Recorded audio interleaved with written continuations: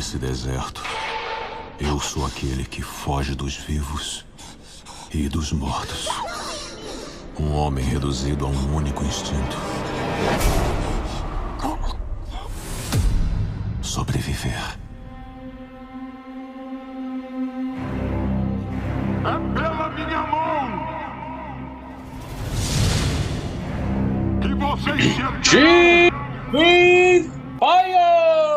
Mais bloco de entrevistas do Gibifire, o famoso Gibitalk, em sua décima edição do Gibitalk, esse quadro de sucesso. E, para comemorar essa edição, só poderia chamar os meus melhores amigos da Gibisfera. E hoje nós vamos contemplar essa obra digníssima do East of West, que é um faroeste, mas que na verdade é uma ficção científica, mas que na verdade é uma analogia para vários grupos étnicos e classes sociais, e meu Deus, que obra é essa? Mas, como dito, não poderia falar dela sozinho, então chamei quem eu sei que consegue falar com categoria dessa obra. Primeiro, com vocês, Felipe Fares. Olá, pessoal, e dessa vez acho que os três vão estar do mesmo lado, né? E também sua contraparte no podcast dos HQeiros, Fábio Allende. Fala, pessoal, isso aí eu não sei se a gente vai estar do mesmo lado, mas vamos ver quem fica em pé por último, né? Então, obrigado aí, Rodrigo, Gibifire, pelo convite aí mais uma vez. Cara, é uma honra estar de volta. Furiosa, estamos longe demais.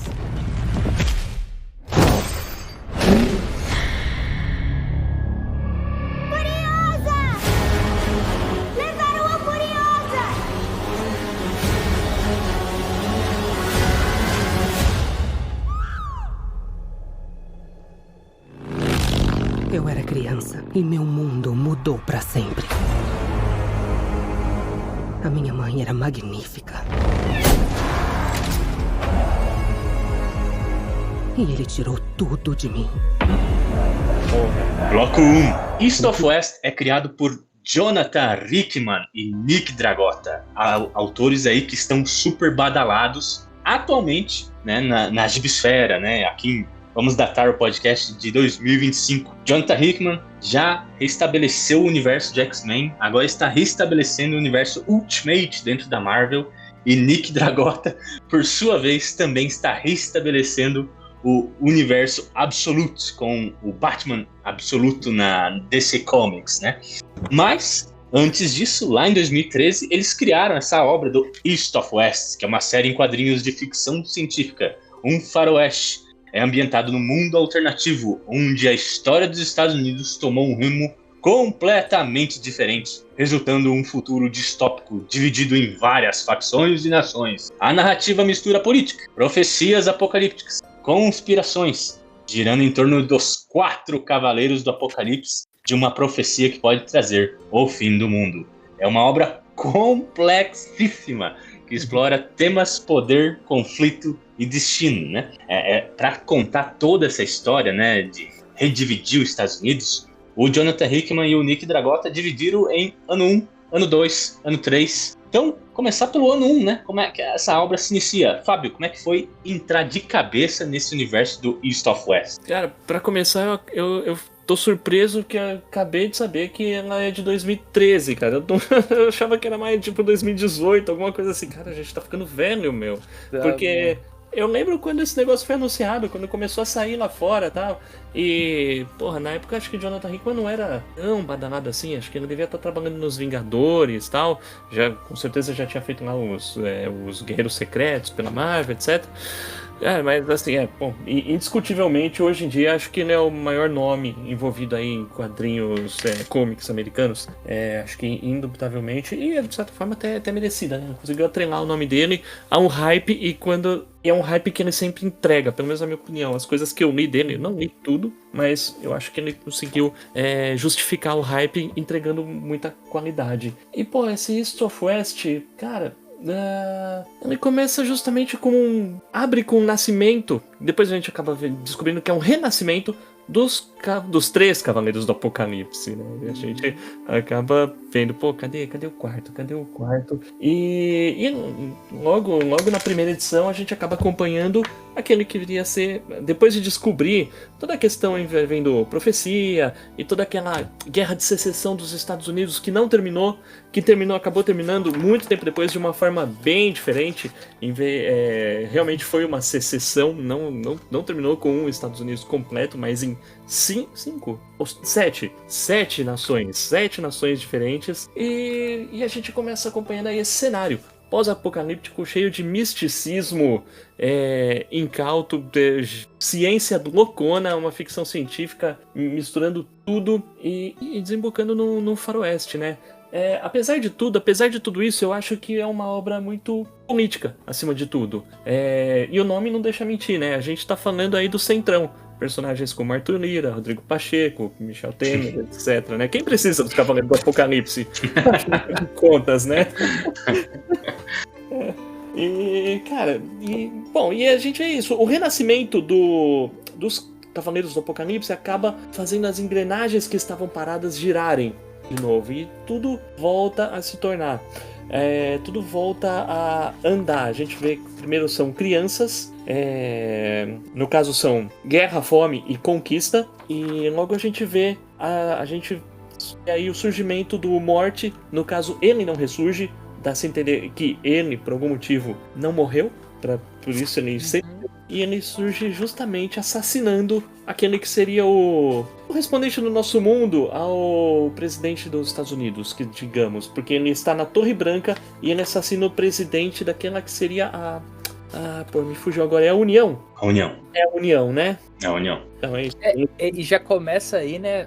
Já pegar o gancho do Fábio aí. Eu acho que isso já dá um grande choque no status quo desse mundo, né? E aí, com isso, você vai vendo todas as nações se utilizando mais e mais dessa mudança no status quo para como que eu posso me aproveitar para poder reinar sobre os outros, né? Então, a metáfora, né, às vezes deixa até de ser metáfora, né? Nem o Fábio falou, o presidente tá na Torre Branca. Pô, se você não faz a ligação com a Casa Branca, né, você não tá lendo direito, né? Sim. E daí para trazer, né, na metáfora histórica, né, se o lado sul da Guerra de Secessão tivesse existido, eles fariam a Torre Negra, né? A contraparte. Então, assim, a analogia não tá tão difícil de entender, né? Então... Não, com certeza não, cara. Assim, a sala onde o Morte assassina lá o presidente da União, cara, é o Salão Oval.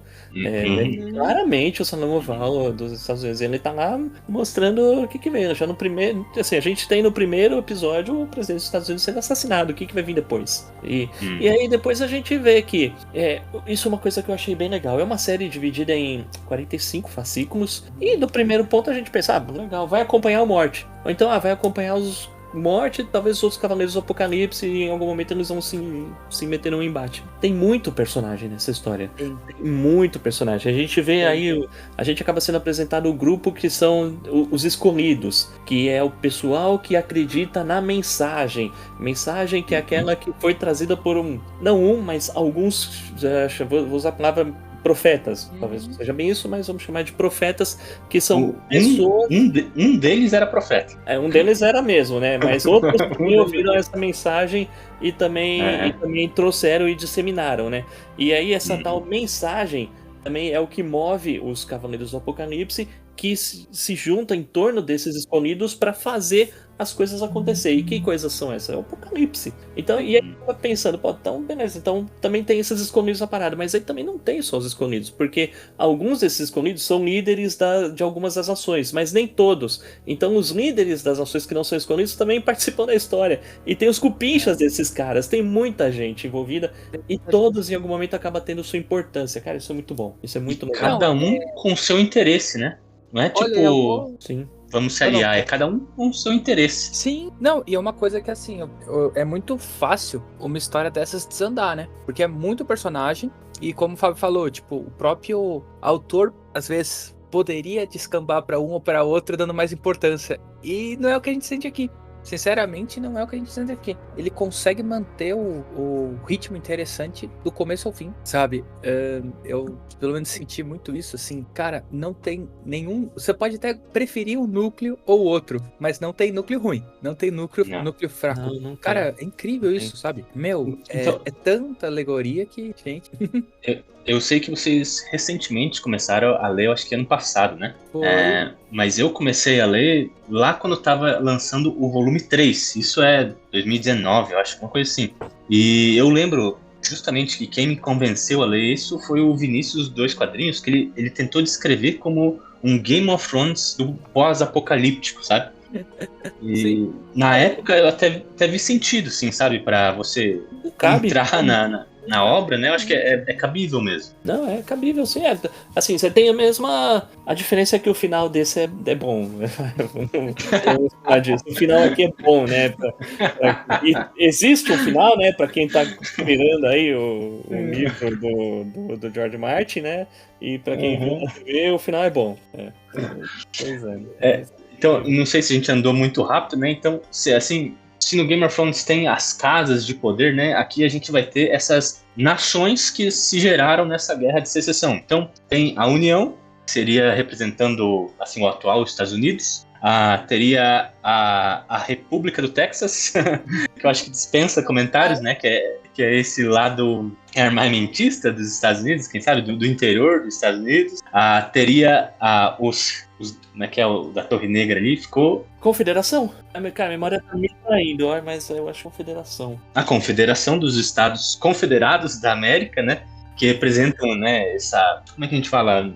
Acho que nem... Seria até esse pessoal, né? Que às vezes vê veste bandeira confederada aí nos partidos, nos encontros ali nos Estados Unidos, né? Que ainda existe. Infelizmente ainda existe esses grupos, né?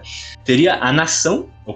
a nação, né, dos americanos perpétuos, que é tipo os nativos americanos. Eles também ganharam a sua parte, né, que é muito doido. Acho que é o último grupo que a gente chega a conhecer de fato, né, porque antes a gente passa por esses 3 grupos que a gente pode chamar de caucasianos, aí a gente passa até pelo reino de Nova Orleans, né, que são todos os afro-americanos. Sim. Também é muito doido esse reino, né? Tipo um reino bancário.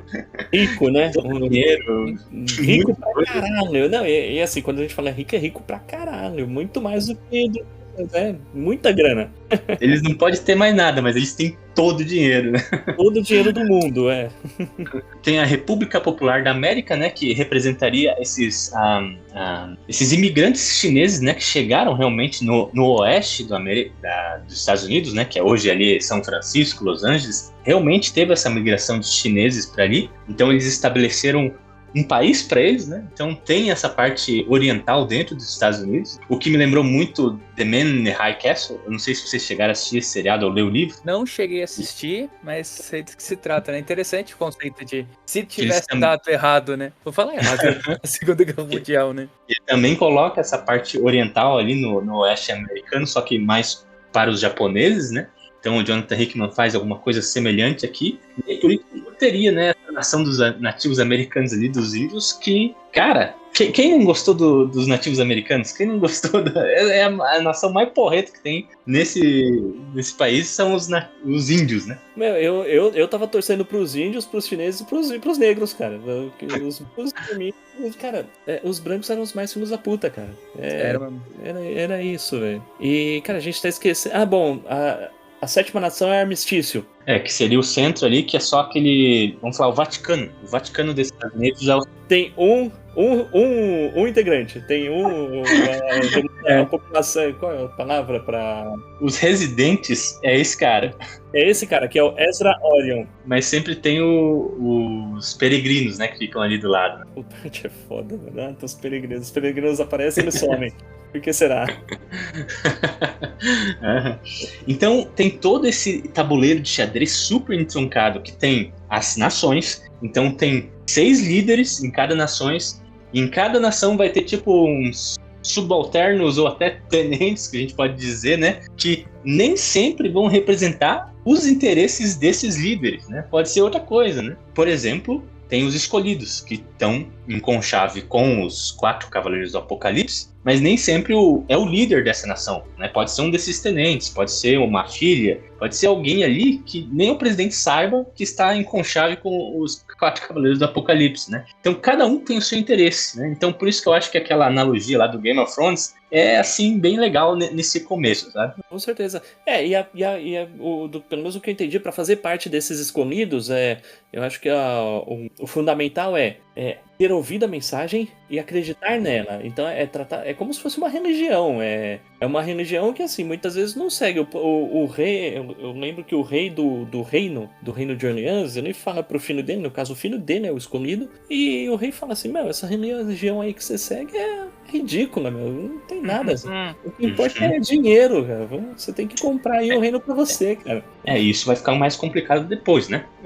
Vai ficar muito mais complicado depois, quando realmente o rei vê que esses interesses do filho dele estão meio que atrapalhando ali por baixo, né? Vocês não tiveram também uma quebra de expectativa nesse sentido que então, todos esses atores, aí tem esses 4 Cavaleiros do Apocalipse, já vamos dizer, né, que o Mort, né, é o principal. Sim. Ele tá separado dos outros 3, né? Então, naturalmente, você vê que, né, a gente vai acompanhar o Mort e os 3, o restante dos 3, né, vão estar contra ele. Mas, de começo, eu achei que eles iam estar muito interligados com o que acontece no mundo dos humanos normais, né? O que isso pode até acontecer ali no começo, mas depois meio que fica um pouco separado, né? A história dos Cavaleiros do Apocalipse fica um pouco de lado. Esse é um ponto muito, acho que bacana, né? Porque, tipo, bom, até tinha comentado em off com o Rodrigo, né? Me lembrou muito, pelo fato do Mort ser um pistoleiro, me lembrou muito a Torre Negra do King. Então, assim, essa parte de um propósito, tipo, a Morte, ela, né, usando, perdão o meu uso da palavra, mas pouco se fudendo do que tá acontecendo com o mundo, ele tá procurando algo, né? Vou falar algo, porque no começo é algo ainda, ou algo que não sabe, né? Então, assim, ele não mede esforço, e nem sacrifícios próprios e dos outros, tipo, já sai um pouco daquele herói perfeito. Cara, aqui a gente vai ter que, pra ele não é bonzinho, cara, ele quer o dele, ele só vai. Se você passar na frente dele, ele vai te dar bala. Então, assim, isso é um negócio que me fascinou demais, né? Junto com essa história, né? De tipo, não, pera, então são os cavaleiros, vai acontecer no mundo, e como a gente já comentou, né? Esse mundo apocalíptico, tecnológico, só que ao mesmo tempo desértico e podre, né? Que querendo ou não, o mundo, ele tá acabando, né? Não é que ele vai acabar pela guerra, mas ele tá acabando. Ele é um grande deserto, né? Na maioria das paisagens, né? E esse fato que o Rodrigo comentou, né? Então, tipo, a gente tem, não, o trio, né? Sem salva a morte, né? Então a guerra, a conquista e... Ai, meu Deus. Fome. E a fome, eles até fazem um marapu que eles falam, beleza, agora que o presidente morreu, quem que a gente pode pegar da linha de sucessão para ser nosso capacho? Ela. Então, qual que ela é? Ela é 10ª, não lembro qual que era, 17ª. Então a gente vai matar todos os outros. Então, tipo assim, eles se utilizam de algo que o Morte vai fazer para colocar alguém que eles podem controlar lá em cima. Mas assim, cara, é isso. No caso, o presidente assassinado pelo Morte, ele era o líder e também era um escolhido. Então, e justamente, quando os Cavaleiros do Apocalipse vão escolher o outro, eles acabam escolhendo uma mulher que é uma líder e uma escolhida, e é uma completa fanática pela mensagem, que dá pra dizer. E, pô, eu acho que... Uma fanática religiosa. Uma fanática religiosa. No poder dos Estados Unidos. Poder dos Estados Unidos, sim. E só que eu acho que dentre todos os personagens, talvez essa mulher seja a que eu odeie mais. Seja a mais odiosa, assim. Não, mas sabe... É que é engraçado isso, né, Fábio? Porque, assim, todo mundo é podre aqui. Sim. Só que ela é podre no sentido, assim, cara, acho que ela e o coronel, você vê que, tipo assim, eles usam os outros, mas, tipo, da maneira mais escrachada que tem. Só que ele, ele é mais pomposo, ele é mais poético. Então, tipo, você tá falando do Chamberlain? Sim. Mas tem uma diferença, porque o Chamberlain, ele é malicioso. Essa mulher, ela só é escrota. Ela não tem malícia, ela não tem subterfúgios pra lidar com as coisas. Ela só é escrota, cara. Sim. Falando assim a gente vai ver no decorrer, né? No decorrer da história, como que ela vai quebrar, né? Exatamente. Eu ia falar exatamente isso. A linha que ela traça, ela começa sendo manipulada pelos Cavaleiros do Apocalipse. Por quê? Ela é facilmente manipulada por causa dessa religião. mas no fim das contas, todo mundo daí começa a manipular ela. A Shoyan manipulou, o cara do reino manipulou, falou que ia dar dinheiro pra ela, mas não deu. O Chamberlain falou que ia dar arma, também não deu. Então, no final, ela é digna de pena, cara, porque até todo mundo. É só um ponto, eu acho que em complemento ao que o Felipe falou, tipo, sobre os Cavaleiros do Apocalipse e o Morte tá. A impressão que eu fiquei é: nenhum dos Cavaleiros do Apocalipse tá pouco se fudendo pra humanidade. E assim, no ponto em que eles também estão pouco se lixando pra própria mensagem no fim das contas, porque alguns acontecimentos mais pra frente vão mostrar que eles mesmos torcem a mensagem em direção aos objetivos mesquinhos deles. Tipo, coisas como vingança, etc. Então eles mesmos tentam torcer a mensagem para conseguir o que eles querem. Então, assim, os cavaleiros estão um pouco se lixando para a humanidade, ou para a mensagem, ou por que quer que seja. Eles só querem tocar o terror. Acho que o Morte, né, chega a falar uma parada dessa, né? Tipo, que os irmãos cavaleiros dele são guiados pela mensagem, mas isso não significa que eles vão interpretar ela direito, né? Pois é. Não, mas tem um momento que eles deliberadamente torcem a mensagem pra fazer o que eles querem. Então, cara, o Puto Hickman, sei lá, cara, eu queria dar uma olhada nos gráficos dele enquanto ele fazia o roteiro dessa história, cara, porque, porra... Pior que ele chega a disponibilizar alguns pra gente na edição número 3, né? Tem uma timeline.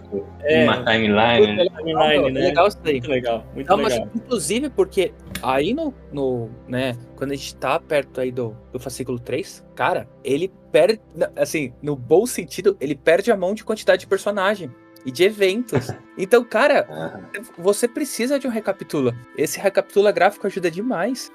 Ajuda. Tanto que eu acho que acho que chama Conclave, que é a reunião dos países, que eu acho que é a combinação de tudo isso, né? Onde todo mundo se encontra, né? Não sei se chama Conclave, mas enfim. Eu acho que é assim.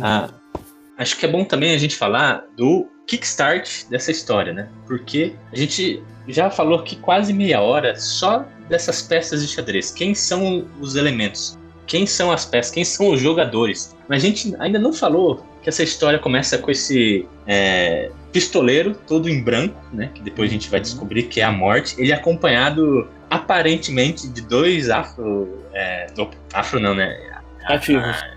Nativos americanos, que depois a gente vai saber um pouco melhor sobre eles também. Só que ele tá procurando alguma coisa, né? E quando ele começa a chegar mais perto, né, do objetivo dele... cara, eu até vou adiantar alguma coisa que eu pus aqui na ata pra vocês, que eu coloquei lá no terceiro elemento, né? Capítulos que eu queria falar. Eu pus um aqui, que é desse primeiro volume, onde o Morte invade só com seus amigos ali a República da China, mete fogo em todo mundo, e enquanto isso o Chamberlain tá falando lá pro Cavaleiros do Apocalipse assim, ó, vocês fizeram uma cagada, vocês deixaram esse cara puto. E ainda pior, vocês podiam ter matado o amor dele, mas não mataram. E quando ele fala assim, porque essa mulher é a que conquistou a Morte, o cara tá chegando, ajoelhando na frente da mulher dele, assim, na hora, cara. Cara, é muito épico mesmo. Demais, cara. Assim, dentre muitas edições épicas, acho que essa é uma das mais. Acho que é a primeira que realmente diz, assim, a que veio... Agora eu não lembro se é a que conclui o primeiro encadernado da Devir. Não. É o penúltimo. É a penúltima. Porque no último vai ter a grande revelação, né? Ele fala assim, Shoyan, eu nem sabia que você estava viva. A minha jornada começou porque eu tava buscando o nosso filho. Aí você descobre que a Morte teve um filho com essa mulher, que é, assim, princesa, né, da República ali da China. E depois dessa edição ela passa a ser a líder da República da China, né? Porque o pai dela vira, a irmã dela vai pro saco e etc. Cara, não, é muito bom. E é esse o grande kickstart, né? Porque o Morte vai continuar essa jornada pra buscar o filho dele, enquanto a Shoyan vai falar assim, ó, eu vou me vingar de todo o universo. Eu vou atrás de todo mundo agora, eu vou querer a guerra, né? Então, a história vai por esses dois, essas duas frentes, né? E, pô, e você levantou aí a bola, cara, a participação do Chamberlain nessa edição, acho que é uma das... Já é volume 2, né? Na verdade, eu tô falando um pouquinho antes, porque na edição 1 ele invade a Torre Branca e mata o escolhido lá do equivalente aos Estados Unidos. Na edição 2 ele invade a Torre Negra e ele vai atrás do escolhido que representa a Confederação, que no caso não é o líder em si da nação naquele momento, mas é esse Archibald Chamberlain. E puta, cara, esse cara ele é cheio de subterfúgios. E assim, esse cara, em vez de ser assassinado, ele manipula o Morty pra, tipo, meio que, tipo, em primeira instância não ser morto, e em segunda instância botar o Morty numa direção que é interessante para ele. Cara, meu, como é caprichado os diálogos desse cara. Em determinado momento ele fala assim, pô, por que você me tornaria seu inimigo quando você pode me ter como um amigo, como um aliado na sua empreitada? Eu pensando, caralho, que filho de uma puta. O famoso, né, tipo, você tem certeza que quer fazer isso? Tem certeza? Não. E sempre que esse cara fala é alguma coisa assim, sempre tem algo nas entrelinhas, sempre tem alguma coisa que, tipo, que ele quer, mas ele não tá falando diretamente o que ele quer, mas ele tá manipulando alguém pra conseguir isso. Meu, toda hora ele tá fazendo alguma coisa assim. E justamente, no momento, e na edição que tem esse massacre épico do Morty indo em direção à República da China, ele está fazendo a mesma coisa, só que agora com os outros cavaleiros. Ele tá, meu, ele tá enquadrando os cavaleiros do Apocalipse, meu. Ele tá falando assim, que merda que vocês fizeram. E ele deveria ser nada mais que um cupincha dos caras. E além de manipular o Morty, traindo o restante dos Cavaleiros do Apocalipse, quando os caras chegam pra, tipo, prestar as contas, ele manipula os Cavaleiros do Apocalipse de novo. Ele consegue pôr um bode expiatório em outro cara pra ser o traidor. Todo mundo fica achando que é o texano, né? Nossa, esse texano puta, cara, ele só se fode, ele só se ferra a saga inteira, ele passa se ferrando. São 6 volumes dele comendo o pão do diabo, né, cara? E olha só, e talvez é o cara que chega mais próximo de ter alguma ética moral dentre esses escolhidos. Eu acho que o mais próximo ali é ele, é esse texano que só se ferra. É engraçado, né, isso, né, Fábio? Que eu acho que isso daí pode até ser uma zoeirinha, né? Que é o cara que tem mais ética, é o que mais se ferra. Das cinzas deste mundo!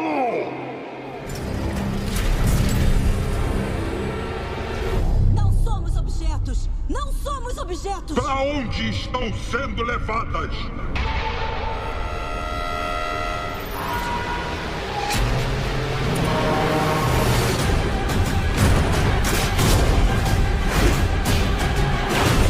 Como você falou de ética, eu acho que eu queria puxar agora o texano, mas que é o cowboy. Lembra desse cara? Sim. Eu acho que a ética desse cara, ela é super...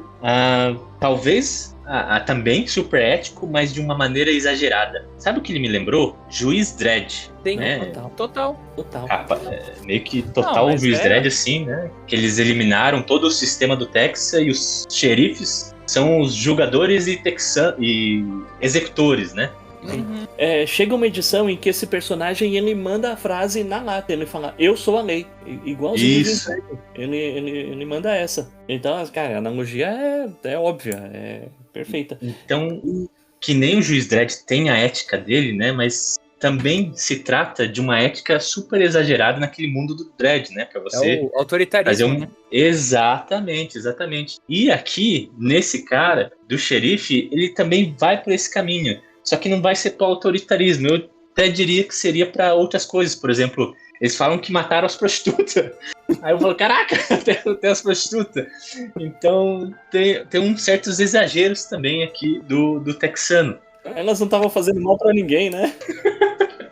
Então, eu falei, caraca, meio exagerado isso, né? Mas tudo bem. Acho que talvez o exemplo mais fácil de se ilustrar é, né, que o Chamberlain, que é o cara que tá se sacrificando. O Chamberlain, não. Esqueci o nome desse escolhido texano, que ele foge É o Bel Solomon. Bel Solomon. Quando o Bel Solomon chega lá, né? Já tá tudo fudido, o cara ainda fala assim: tudo bem, vou matar todos os escolhidos. E o último vai ser você. Porque ele é muito estrito, assim, ele é muito focado, né, nessa ética dele, tipo, ó, se os escolhidos têm que morrer, você também tem que ter, meu amigo, né? Então, essa parada eu achei muito Juiz Dredd. Muito, muito, muito. Esse é o personagem mais preto no branco, talvez, da saga. Tipo, assim, o meu trampo é a justiça e quem tiver errado na minha visão eu vou matar. Acabou. Esse é o cara mais preto no branco que tem aqui, né? Mais do que qualquer outro, se for ver.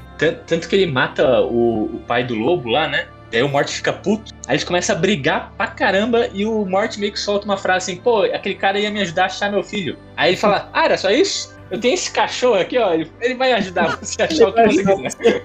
Por que você não falou antes? É muito engraçado isso, né? Porque, tipo, é isso. Aqui, de novo, a gente vai fazer um paralelo com Game of Thrones. Cara, a galera quer o dele, sabe? Tipo, não tem uma, uma entidade suprema do heroísmo e de querer, né, melhorar o mundo. Cara, tá todo mundo querendo dele. E essa cena aí que o Rodrigo comentou, ela é legal pra também definir o quão ferradão é o Morty como pistoleiro, né? Porque esse assassinato que ele comete, o pistoleiro do Texas, ele assassina o escolhido da nação, que agora me fugiu o nome dele. Mas é o pai do... Cheveio. Isso. E que é o pai do nativo que acompanha o Morty, que é o lobo. Então, o lobo, o Morty e o Cheveio estão lá conversando, e o pistoleiro mata o Cheveio com um tiro na cabeça de milhares de quilômetros de distância e mostra que ele usou uma puta de uma carabina com uma baita escopeta, etc, pra atirar. E aí ele tá lá de boa, deu o tiro dele numa boa tal, e quando vê o Morty tá atirando de volta com a pistolinha dele, meu. E tipo, é um tiro quase tão certeiro quanto o dele, com 3/8.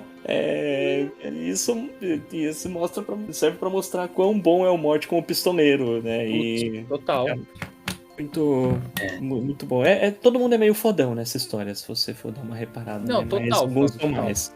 Como a gente já falou bastante aí dos personagens, acho que a gente pode falar até, assim, de um checkpoint da história, que é aquilo que eu falei, que é o conclave, que é a Xiang, né? A Xiang, ela quer declarar guerra pra todo mundo, então, obviamente, ela vai chamar toda uma reunião. Não tem Skype, na real tem Skype nesse mundo, mas ela realmente decide chamar toda uma reunião no mesmo lugar, né? Que é, assim, uma edição assim, definitiva, porque desse conclave, o tabuleiro, ele se move, ele se altera muito, assim, tanto das lideranças, algumas decisões ali que foram tomadas também vai refletir nos interesses de outras pessoas. E eu acho também que esse conclave, que, cara, vai acontecer lá no volume 3, tipo, é bem longo, e a gente não sabia nada dos nativos americanos, né, dos índios. Então, é verdade. Aches, cara, e foi muito doido, porque a gente conheceu esse escolhido, ele usava magia pra tudo, né, ele tinha uns monstros Lovecraftianos lá, que ele invocava, então a gente fala, claro, os índios são um xamã, mas, cara, eles chegam ali com todas as tecnologias mais fodas tecneiras do universo, cara. Ou seja, cada nativo americano desse mundo é o Dr. Doom, é o Doutor Destino, que consegue manipular magia e tecnologia. Os caras são muito foda. É muito louco isso. É porque eu acho que é o... E a gente cai naquele quebra de expectativa, né? Porque não é o estereótipo que a gente esperava de um índio, né? Chega a determinado momento da história que até é falado que os nativos meio que renegaram as raízes deles místicas pra abraçar essa tecnologia, né? E o Cheveio, verdade. Que é mostrado, ele era um dos últimos que a abraçar aí os ensinamentos dos antepassados e tal. E, mas cara, é muito bom quando surge assim a nação e você vê que eles são todos tecnológicos e quando chegam os infográficos do Hickman, é mostrado na timeline que em determinado momento da história, a nação vendia armas para duas nações que estavam em guerra. Tipo, as duas estavam em guerra e a nação tava vendendo arma pros dois, mano. Cara, porque os confederados continuaram batalhando contra a União, né? E eles faziam um double dealing under the table ali pros dois, né? Cara, conhecendo a história real, né? É quase como, assim... Cara, tirando sarro. É catártico, né? Dá gosto de ver. Dá gosto. Você pensa, toma. Sim. Mas nesse conclave, né, então acontece um atentado, né? Tentam aniquilar ali a presidenta da União. A gente acha que foi a própria presidenta ali que tentou manipular alguma coisa para realmente incitar, né? Mas isso é muito mais complicado, que eu acho que eu não posso dar muito spoiler do que realmente aconteceu. Tem o que a gente viu, tem o que aconteceu por baixo da mesa desse conclave, né? São várias coisinhas paralelas ali, todo mundo armando um plotzinho que a gente não sabe, né? Então isso vai se desenrolando ao longo da história. Eu acho que isso é assim o que mais me agrada nessa obra, não só nessa obra do Hickman, mas ele faz algumas coisas que ele vai desdobrando ao longo da sua trajetória, sabe? Esse é um sentimento louco, né, Rodrigo? Porque tava falando com o Fábio também em off, num dos pré-programas que a gente tá fazendo. Cara, não dá pra ver, tipo, por exemplo, a gente tá fazendo, né, no HQeiros a saga do clone, então, tipo, dá pra ver que, tipo, os caras vão criando na hora, sabe? E, cara, você fala, cara, esse cara, ele já tinha ideia do que ele ia fazer, sabe? Tipo, ele já tinha ideia do começo, meio, ele não engorda. Tipo assim, não, tá vendendo, eu vou colocar uns fascículos aqui que vai ligar nada a lugar nenhum. Cara, não, tipo assim, ele já tinha ideia, tipo, mano, vai ser esse tamanho. Se ele enganou muito bem, né? Porque dá essa impressão demais. Acho que talvez a maior prova disso, né, é que no primeiro volume a gente sabe que o Mort entrou em conflito com os outros 3 e fica meio que em flashes, assim. Essa luta, essa batalha só vai ser mostrada em todo o seu esplendor no último volume. Então acho que realmente ele tem uma boa ideia do que ele quer fazer ao longo da história. Exatamente. Sim. E também, além desses roteiros super mirabolantes, né, o Hickman, acho que em tudo que ele faz também, ele começa a fazer várias analogias, né? A gente já citou aqui, né, que essas etnias, que esses países, eles querem representar alguma coisa do nosso mundo real hoje, né? Por exemplo, obviamente, os negros iam se estabelecer em Nova Orleans, né? Realmente ali foi um porto escravagista nos Estados Unidos, então nada melhor que o Hickman colocar eles como os banqueiros mais ricos do mundo em Nova Orleans, né, para tirar sarro, né, da nossa atual realidade. Além dessas etnias, né, tem outras coisas que eu reparei. Por exemplo, quando o Mort quer achar o seu filho, ele meio que tem uma profeta escondida dentro de um lago, né? E lá, ele vai lá, ele retira um olho em sacrifício para essa profeta. Eu achei isso muito Rei Arthur, né, que é uma dama do lago, que eles summonam, né? E depois tira o olho, que nem tipo Odin, né? Odin também sacrificava o seu olho. Então essas coisas eu vou reparando que o Hickman gosta de puxar um pouco de mitologia, né? Nessa parada pós-apocalíptica dele. E com relação a Odin também, o fato dele andar com uma nativa americana que se transforma em corvos, também é um... Nossa! Também é um não tinha me tocado. Né? O outro se transforma em um lobo, né? Então também tem um pouquinho de relação com Odin. Não tem me tocado dessa. E também o fato de que Odin, além do homem, né? O Odin clássico da literatura, não aquele do Thor da Marvel, né?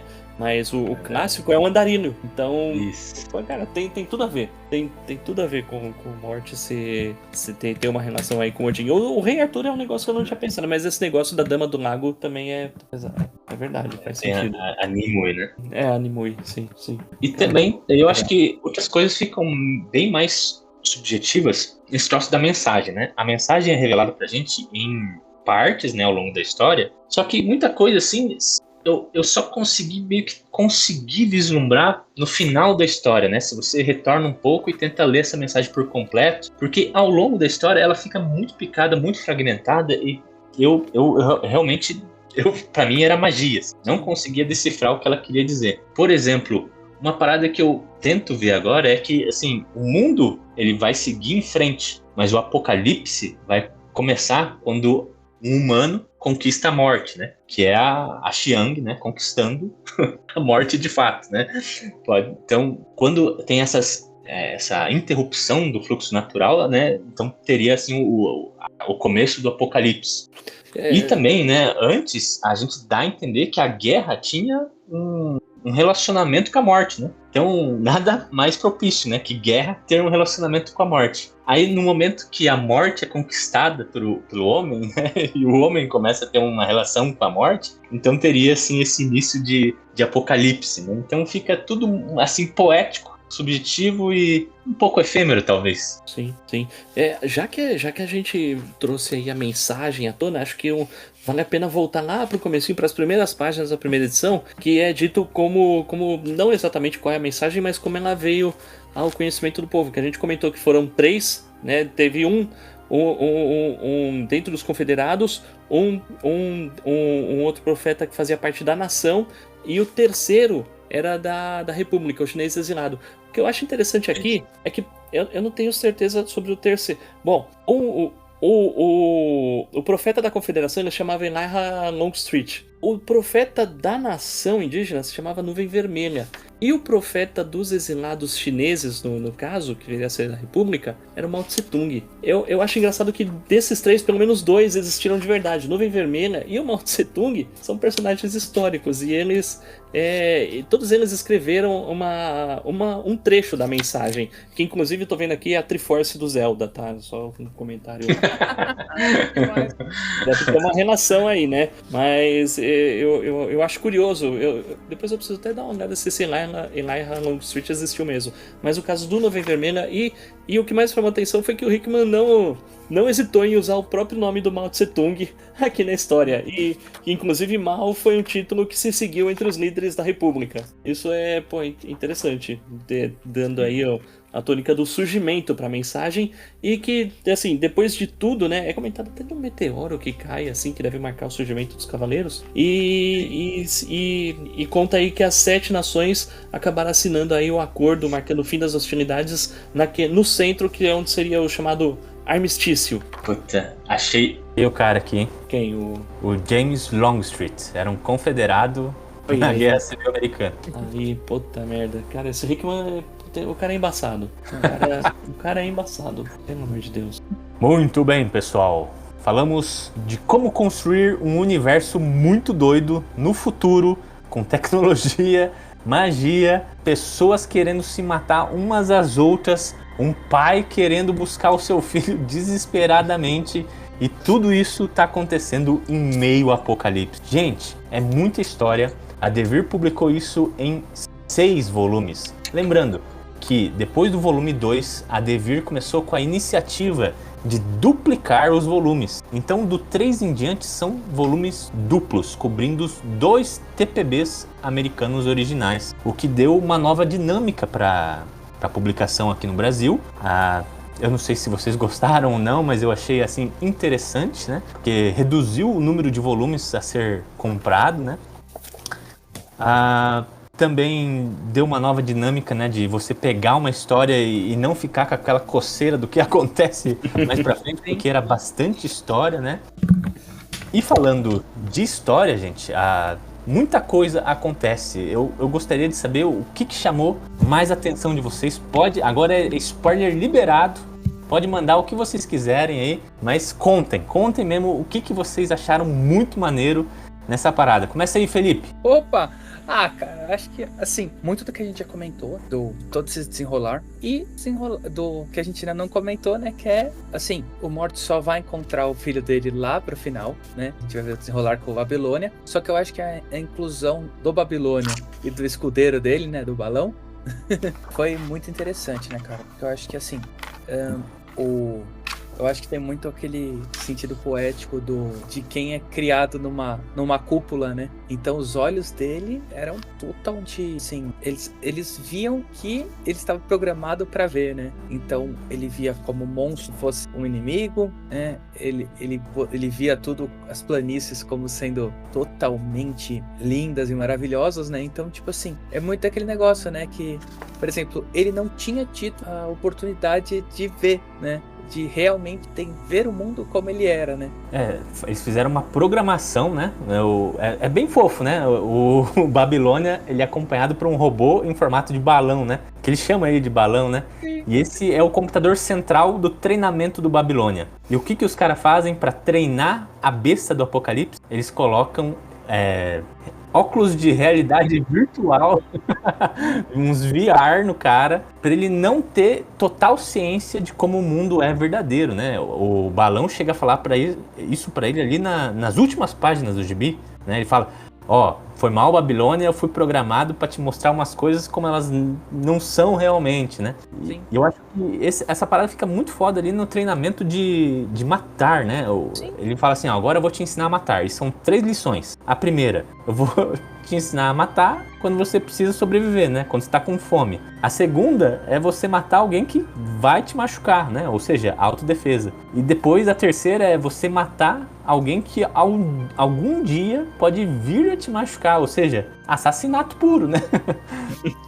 E ele mostra o porquinho, né, de uma forma horrenda, né? É um porquinho muito fofo. E ele tá tentando ensinar que ele tem que matar aquele monstro, né? Então, o balão ele serve para deturpar a visão do Babilônia, para ele crescer nessa realidade horrenda, né? Crescer em um mundo que ele, tipo, vai acabar precisando destruir. É isso, chega um ponto que ele tá num campo de flores, todo bonito, e a visão que o balão dá é o apocalipse, umas ossadas, etc. O inferno. E, pô, a construção disso, cara, é legal, porque vai dando de um jeito que você vai pensando, puta, esse balão aí é um X9, né? Esse balão aí vai ferrar tudo uma hora, e vai caguetar, e vai... E no fim as coisas assim, meio que, assim, já dando spoiler, já que o spoiler tá liberado, né? No fim isso acaba sendo desconstruído e o balão acaba falando, olha, desculpa, Babilônia, tipo, eu fui programado para te mostrar umas coisas como não são reais. Por favor, tire esses olhos tire o capacete pra você...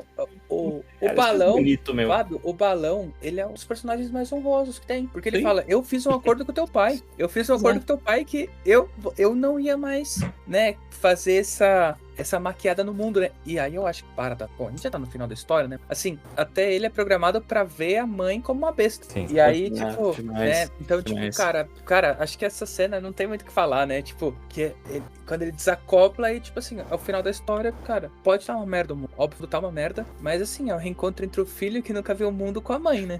Tipo, acho que mais simbólico que isso, tipo, bom, nesse final, o Chambers dizimou todo o resto, né? Mas principalmente a República Chinesa, então, tipo, não sobrou nada, só sobrou ela. Então, tipo, ela tá destruída, só que ao mesmo tempo ela tem o filho, né? Que no começo da história ela nem sabia que existia, né? O Morty sabia, e ela, quando descobre que ele tá vivo, assim, fala, beleza, vai lá, porque, né? São minha propriedade! Mas que dia! Mas que lindo dia! Querem sobreviver? Vamos!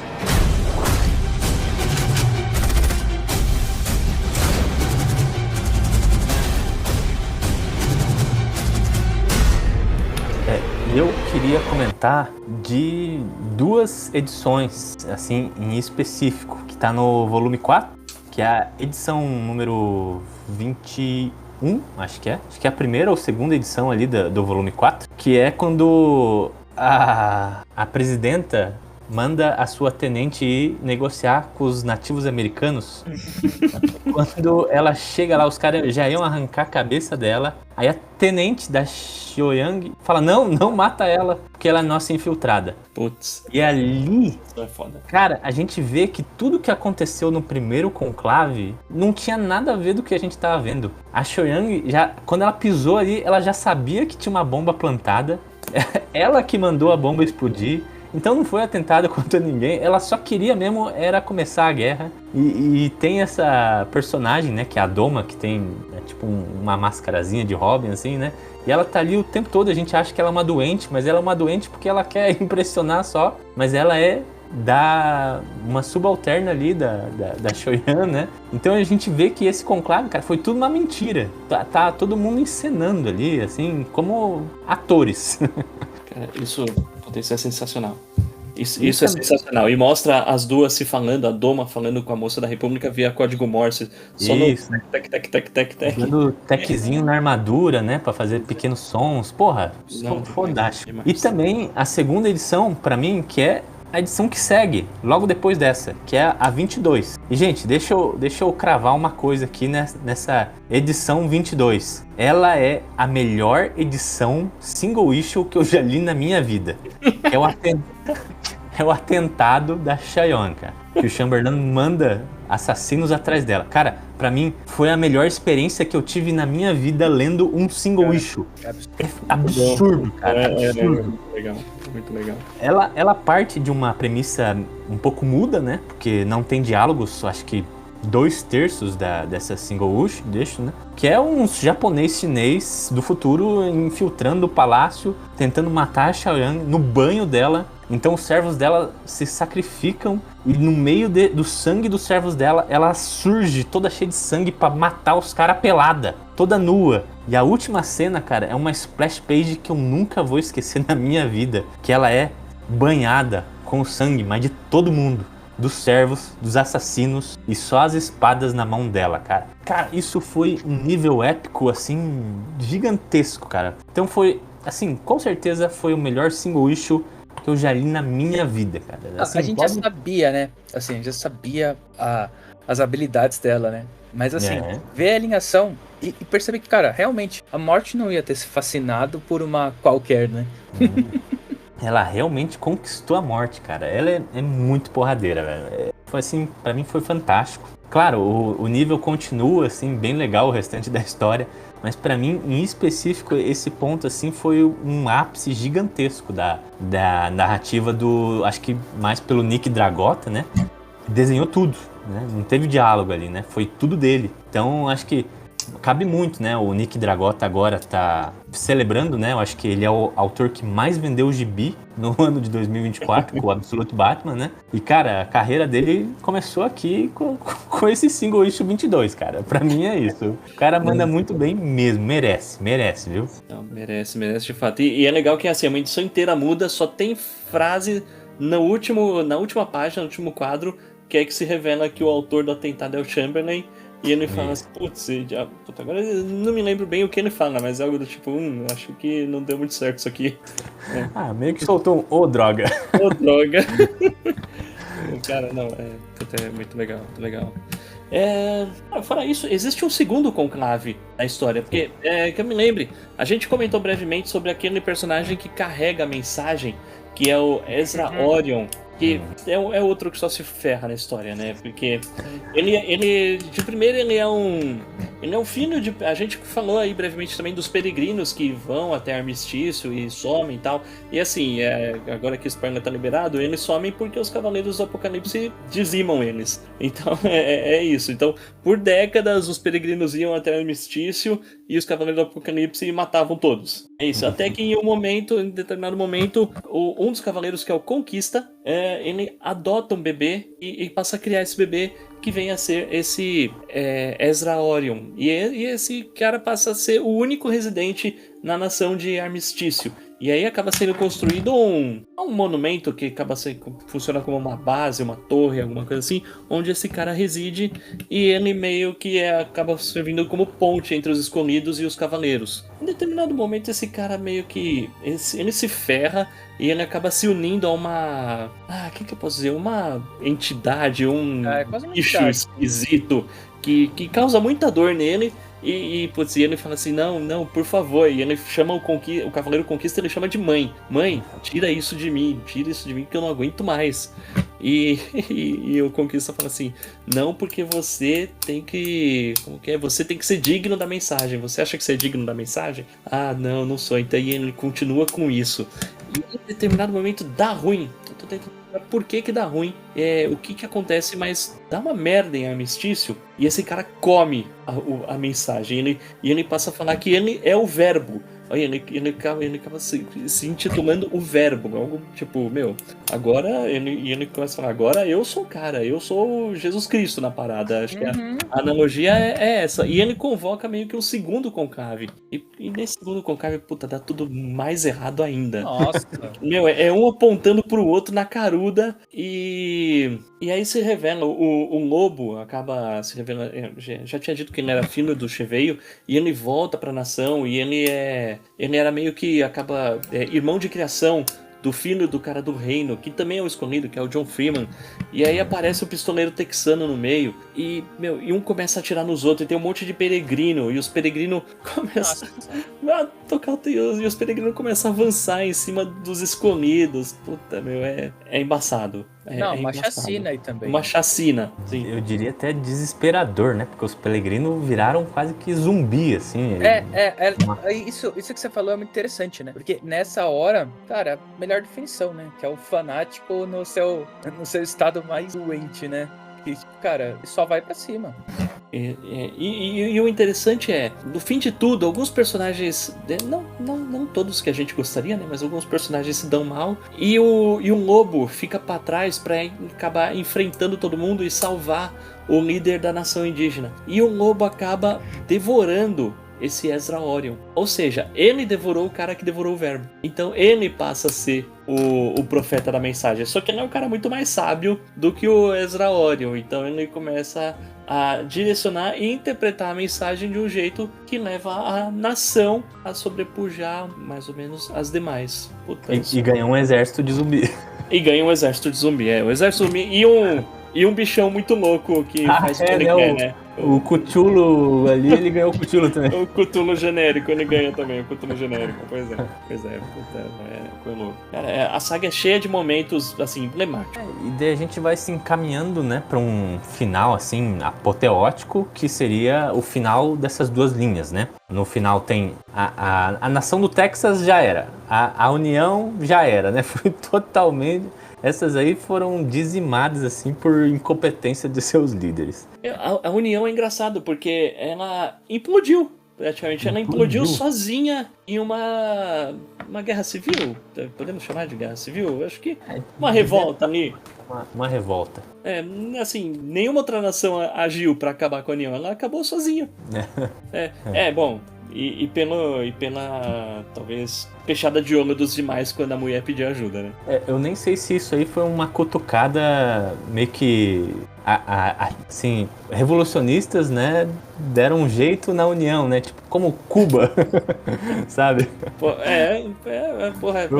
Uns Che Guevaras ali apoiados por umas forças externas. Eu falei, porra, será que tá dando uma cutucadinha, sabe? Mas essa foi bem sinuosa, né? Pois é, e isso é uma época, bom, agora me foge quando que foi concluída, mas era uma era pré-Trump, né? Foi concluída essa história em 2019, eu acho. Então... Começou antes da era Trump. Começou antes e terminou ali no auge, né? Tá. Mas a gente daí vai se encaminhando, né, pra esses finais, né, que seriam o embate final dos Cavaleiros do Apocalipse contra o Morte, tentando proteger o seu filho, né, que ele realmente encontra o filho e realmente passa uma parte da história, né, como pai e filho pescando. Cara, Puta, muito legal. Ensinando algumas lições, bem fofo, né? E a outra contraparte, né, seria essa guerra de nações, onde já tem duas totalmente exterminadas. A nação mais forte, né, dos nativos americanos está um pouco esgotada, porque ela realmente destruiu essas outras duas nações, mas ela se levanta um pouco quando ela ganha esse exército de zumbi de volta. Putz. E eles se aliam com a República, eles chegam a se aliar com a República Comunista. Eles chegam a se aliar, né, porque a Shoyan tinha, né, a pretensão de pegar os planos do balão, que é a tecnologia deles, né? E o reino meio que fica na deles, né? Porque os caras são muito good vibes e ficam só na deles a história inteira, né? Só monitorando quem precisa de grana, quem praticamente intocáveis. Muito legal. Sim. E tem a guerra final, né? Que foi um quebra-pau assim generalizado de altos e baixos, guerra de guerrilha. Guerra usando armas de destruição em massa, né? Teve muita coisa ali, né? Sem falar dos conflitos, como a gente vai falar, de faroeste, né? No final teve uma puta de uma homenagem ao feio, o bom, o mal e o feio, né? O Mexican Standoff. Vamos chamar de Três Homens em Conflito, que é o nome mais bonito. Isso, né? Três Homens em Conflito, né? No conflito mexicano ali, né? Legal. Então, muito legal. No meio de tudo isso, tinha essa pequena parada do faroeste, né? Que é tipo é o Jonathan Hickman falando, eu ainda não esqueci que isso aí tá no faroeste, né? Cara, eu vou aproveitar que você trouxe esse momento aí à baila pra falar aí uma fraquejada aí que eu achei na história, porque assim, até então, meu personagem favorito era o Archibald Chamberlain, que era lá o escolhido e acaba no meio da história se torna um líder lá da Confederação. Puta, por causa do que eu falei, o cara era um cara cheio de subterfúgios, cheio das sutilezas, o cara conseguia tudo que ele queria na lábia, até então, sem escancaradamente fazer mal a ninguém. Chega aí, acho que na metade do volume 5 ele se revela um puta de um pistoleiro. Ele se revela o pistoleiro mais fudidaço que tem. Aí eu pensei, puta, mano. Aí eu pensei, cara, acho que isso aqui é meio exagerado, cara. Eu preferia que esse cara fosse o cara da sutileza até o final. Tipo, eu fiquei pensando, puta, por quê, Hickman? Por quê? Aí eu achei que foi meio tipo, puta, preciso que esse maluco dê uns tiros. Daí, sei lá, me decepcionou um pouquinho essa parte. Mas eu também notei isso com o texano, o Solomon. Esse cara passou a história inteira, né, sofrendo pra um caramba. Só que ele tinha que morrer no final, né? Então o Hickman, ele coloca uma pequena pitada de maldade, porque foi ele que deu o último golpe no Mort, lá naquele flashback inicial, né? Pois tipo, é. Ó, esse cara, ele se fudeu, mas ele era mal também, então ele... também aqui, ó. É verdade, é verdade. Mantém umas paradas assim, sabe? De dar uma última quebradinha no personagem que a gente conhece. Sim, é verdade. E, pô, e já que a gente trouxe esse momento aí também, justamente essa parte aí na verdade, todas as vezes que aparecia o Mort em flashback, ele era um cara todo preto. E nos tempos atuais ele é branco. E realmente mostra que no momento em que ele é assassinado, porque não morre, né? Ele não morre porque não renasce como os outros cavaleiros. Mas no momento em que ele é assassinado, meio que mostra que a cor preta vai saindo do corpo dele como se fosse o sangue, e o que fica é o corpo branco. Eu não sei que interpretação tirar disso, não sei, eu queria saber se vocês têm alguma. Mas estranho, né? E curiosamente, quando o Babilônia, que é o filho dele, olha ele pelo olhar do balão, que é tudo manipulado, ele vê um cara todo de preto. Todo preto. Louco, né? Então Eu acho que representa essa mudança, né? Que eu acho que começou com o amor da Xiaoyan, e nesse final aí é meio que depois da morte, né? Purificou tudo. Virou um fantasma, né? Não morreu, mas é um fantasma que tá vivo, né? Uma coisa assim. Pois é. Acho que é uma coisa simbólica, mas que o Hickman e o Dragota, eles decidiram fazer uma coisa gráfica pra deixar bem claro que o Morte de antes não é o Morte de agora, né? Sim. E você vê como tava planejado, e isso tá lá desde o comecinho, tipo, no flashback ele era preto, na atualidade ele é branco. Só nas últimas edições ele mostra o que realmente aconteceu. Não, isso nem...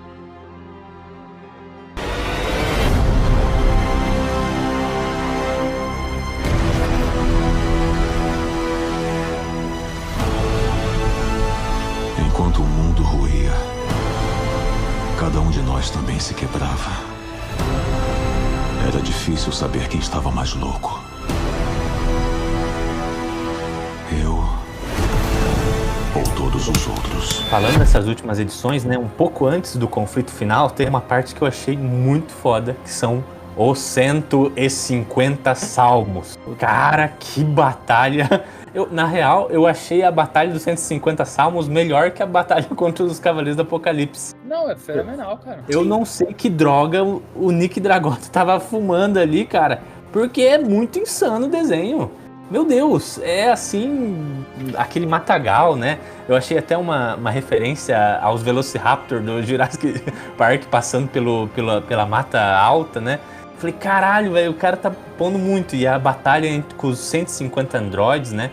Que representam, realmente, tem 150 salmos na Bíblia, né? E eles são de uma geração passada, que era de uma facção religiosa, que cultuava uma Bíblia antiga, né? Então, o Hickman tentando ligar com o nosso universo, né? Então, cara, foi muito doido. Não, realmente. E realmente essa guerra com os Salmos é mesmo melhor do que o confronto final com os Cavaleiros. Pra falar a verdade, até o confronto no flashback com os Cavaleiros é melhor do que o último confronto com os Cavaleiros também. Porque, não sei, os outros 3 Cavaleiros, no fim das contas, eles eram meio bucha, né? Meio bucha. Não, assim, vamos ver, não tá nem pro cheiro, né, cara? Vamos falar a verdade, o Fome é um inútil. Na história inteira ele não faz nada. E as 2 vezes que ele enfrenta o Morte, ele é fatiado no meio. As duas aí, tipo, ali a zoeira foi, tipo, foi proposital. Tipo, no flashback ele é fatiado no meio, e no último combate também ele é fatiado no meio. O Conquista, puta, sei lá o que pensar do Conquista, velho. Também é meio inútil, né? E sei lá, o Guerra fica metendo a banca o tempo todo, tipo, falando assim, não, porque quando eu pegar a Morte ele vai ver, etc. E no fim das contas, era só um carinho filmado, né? É isso que eu ia falar, o Guerra é o ex, né? Guerra é o ex magoado, né, velho? Exatamente, é o ex-frustrado ali, né? É, Puta, meu. mas tem uma cena legal, porque chega um momento em que os três cavaleiros capturam o Babilônia, e o Babilônia fala assim, olha, eu rodei um monte de simulação aqui, e tem um jeito de vocês se darem bem aí contra o meu pai, contra o Morte. E vocês querem saber qual é? Ah, fala aí, né? É só vocês pedirem desculpa pra ele e ele perdoa. Sejam amigos. Sejam amigos que tudo dá certo. Oh, meu. Não, legal, puta, legal. Babilônia é um personagem, pô, legal também. Um toquezinho de pureza no meio dessa zona toda, né? Puta, muito bom. Bom, Muito acho bom. que falando de pureza daí, talvez, acho que a última metáfora, né? Se, assim, que o Hickman vai entregar, né? É que se o apocalipse vai começar quando a morte se desliga da guerra, né?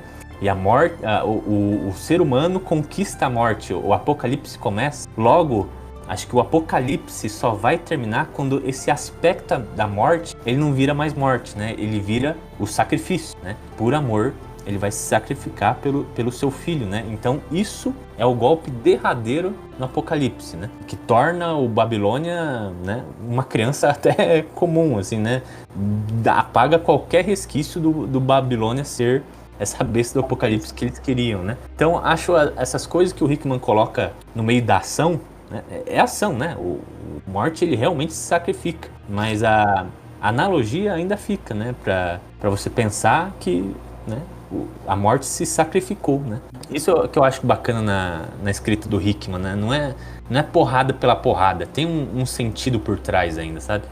E assim, é um final bem bonito. É um final. Total. Um final bem bonito. No final aí, depois do sacrifício do Morte, porra, ele se sacrifica e ainda fica vivo pra levar o moleque até a mãe, né? Mesmo depois de se sacrificar. No maior estilo Os Odiados, né? O cavaleiro no cavalo até onde ele conseguir, né? Sim. Bom, no final, o Babilônia encontra a morte. O que sobrou das nações, eles acabam assinando aí um novo tratado de paz em armistício novamente. E a gente... Bom, a gente tem aí a nação acabou anexando os territórios que eram da República e da União. E vira uma nova configuração, né? Acho que a Confederação ainda ficou com o território, porque a sobrinha do Chamberlain ficou. A sobrinha do Chamberlain assumiu e... daí todo mundo terminou fudido, né? Nossa, total. Cara, Não, essa assim, parte da sobrinha eu achei muito nossa, muito foda também. Que ela leva um tiro, um balaço, aí o Chamberlain fica umas 2 páginas rezando. Tipo, ai Deus, me ajuda, me ajuda. Ela tem que sobreviver, não sei o que, ela tá muito mal, minha sobrinha. Pra no final ele ter um balão assim, ó. E Deus, pode levar ela, mas eu quero ganhar a guerra. O cara era muito ruim, cara. Era. Mas, porra, sempre que ele aparecia, ele roubava a cena, velho. Caralho. Mano, puta, é demais. Não. Mas é isso de East of West. Mais algum comentário aí, gente? Cara, eu acho que eu tenho, assim, um último comentário, sim. Uma coisa que eu tava batendo um papo com meu irmão aí esses dias, e ele comentou aí sobre uma outra obra e tal, e acabou me vendo na cabeça. Porra, meu, tudo isso aqui é no território dos Estados Unidos. Cadê os outros países, caraca? O que tá rolando no Canadá, no México? Brasil tá carnaval, não tá de boa. E aí, meu, Apocalipse torando, assim, a gente tem um resquício do Japão. Tipo, a gente sabe que o Chamberlain contratou uns assassinos japoneses pra pegar a Shoyan e deu errado. Mas e o resto da galera, meu? Cadê? Tipo, achei que podia ter pelo menos um textinho aí, dando pelo menos um panorama do que tava rolando no resto do mundo. O México é citado também, né? Ele diz que a Morte se apaixonou pela Cheyenne quando ela supriu as rebeliões desse país ali ao sul, né? Que seria o México. Tem outro nome. Legal. Que é uns caras meio Mad Max, assim. O México deve ser muito foda. Então, assim, eu acho, apesar de... por um lado, espero que não tenha mais nada pra não estragar o que tá bom. Mas tem espaço pra spin-offs. Tem espaço pra spin-offs. O que tava rolando no resto do mundo? Que Deus, beleza, Brasilzão tava tendo eleição e tal, tava uma zona, tudo bem, mas e aí o resto? Não sei também se não pode ter mais, né? Porque quando essa obra termina, o Jonathan Hickman estava voltando para Marvel, né, retumbante, para liderar os X-Men. O Nick Dragotta já estava fazendo capas e, por consequência, né, já estava virando aí o novo desenhista do Batman, né? Então, eles estão ocupados. Mas imagino que se eles não estiverem ocupados, talvez ideias mirabolantes desse universo podem vir a brotar, né? Não sei. Cara, olha, eu acho que a Marvel não vai deixar de dar dinheiro pro Jonathan Hickman tão cedo. Na boa. E nem a descer pro Nick Dragotta. Nem a descer pro Nick Dragotta, mas, puta, eu acho que... Eu, sei lá, eu sinceramente espero que não. Espero que não. Pra mim, assim, apesar de sentir uma certa falta e ficar curioso com o resto, né, mas tô satisfeito. Tá bom assim. Legal, e você, né, Felipe, como é que foi aí a sua experiência, cara? Você a gente no grupo, né, a gente já sabe, porque você ia dizendo, né, toda vez que você ficava chocado, chegava no grupo falando, meu, o que é isso? Não, eu achei muito bom, cara. É o que eu falei, tipo, eu não senti barriga, sabe? Se eu demorei pra ler, foi realmente porque não tinha tempo pra ler. Porque quando eu tinha um tempo, eu tava lendo. Não cansa, é uma leitura que não cansa. Ela flui muito bem, tá? É isso, assim, do começo ao fim. Tipo, você vê que, cara, quando ele tá fazendo flashback, cara, ele não tá fazendo flashback pra dar um retcon safado, né? Tipo, cara, não tem isso. Você fala, cara, real, isso daqui tava desde o começo lá, e se você tivesse colocado, não ia quebrar nada do entendimento, sabe? Não tem muito o que falar, cara. É uma baita de uma, sabe? Acho que é um quadrinho de cabeceira já, recém-conhecido, né? Mas assim, cara, conhecia o Hickman só de Marvel, né? Mas realmente é bacana você ver, né? Você leu Black Monday Murders também, não é? Li sim, é verdade. e acho que é isso, né? Quando você vê um autor que, com uma liberdade, dá uma pedrada dessa, né? O que a gente pode esperar, né? Eu quero de volta!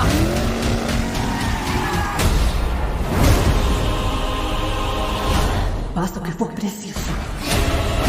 Por mais que demore. Prometa que encontrará o caminho de casa. Proteja o Vale Verde. Está na hora de tomar o que é nosso por direito! Preparar! Posições!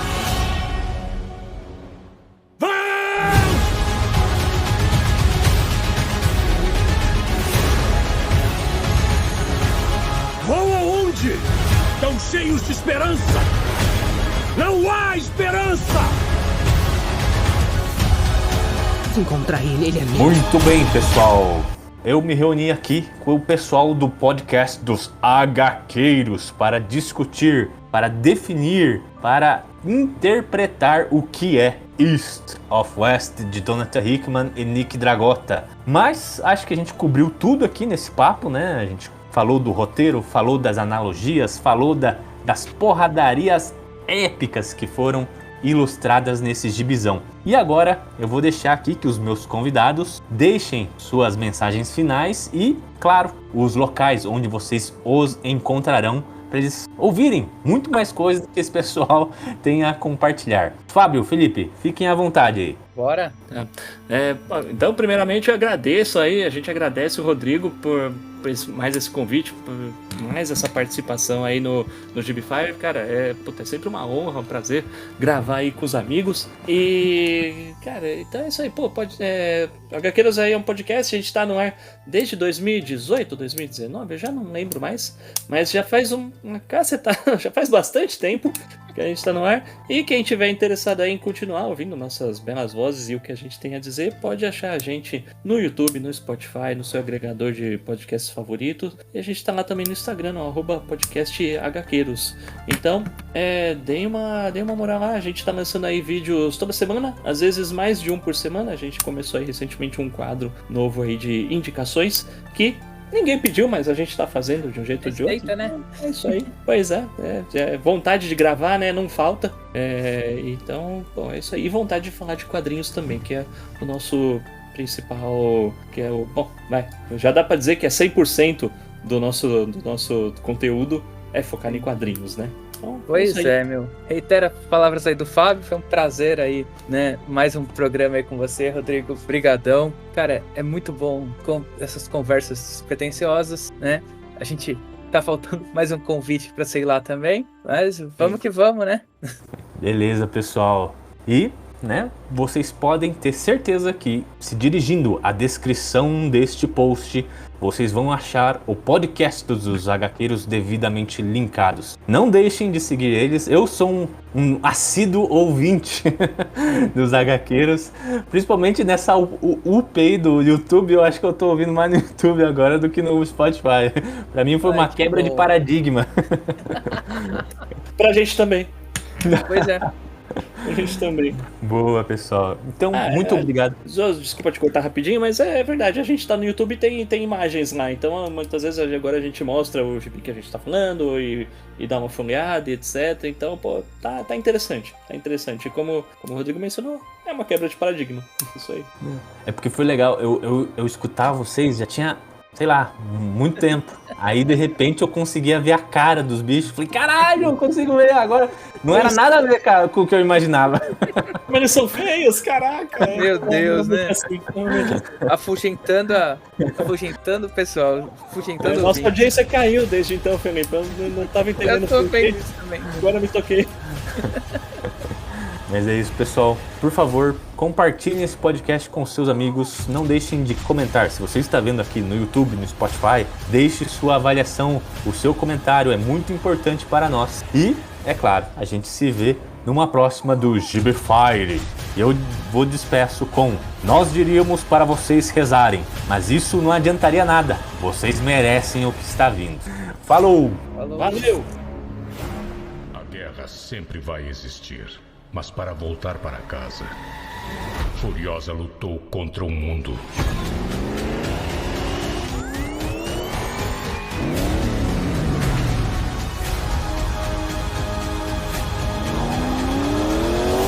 Lembra de mim?